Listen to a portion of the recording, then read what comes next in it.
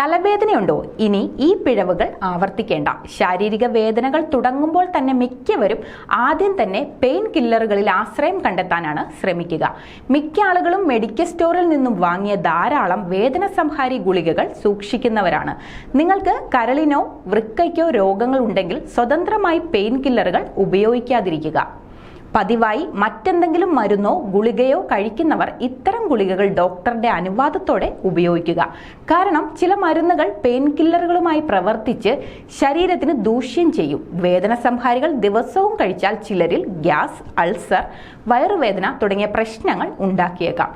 ഗർഭിണികൾ, ചില അലർജി രോഗമുള്ളവർ, മദ്യം ഉപയോഗിച്ചതിന് ശേഷം ഇത്തരം ഗുളികകൾ കഴിക്കുന്നവർ വളരെയധികം ശ്രദ്ധിക്കണമെന്നും ആരോഗ്യ വിദഗ്ധർ പറയുന്നു. വേദന സംഹാരികളുടെ അമിത ഉപയോഗം രക്തസമ്മർദ്ദം വർദ്ധിപ്പിക്കുമെന്നും ഹൃദയ സംബന്ധമായ അപകട സാധ്യതയെപ്പറ്റിയും പഠനങ്ങളിൽ പറയുന്നുണ്ട്.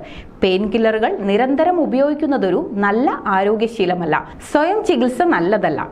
തലവേദന, ശരീരവേദന എന്നിവ പതിവായാൽ കാരണം കണ്ടെത്താൻ ഒരു ഡോക്ടറെ സമീപിക്കുക. കൂടുതൽ ആരോഗ്യ വാർത്തകൾക്കായി ഡോക്ടർ ലൈവ് TV സബ്സ്ക്രൈബ് ചെയ്യുക. Stay healthy.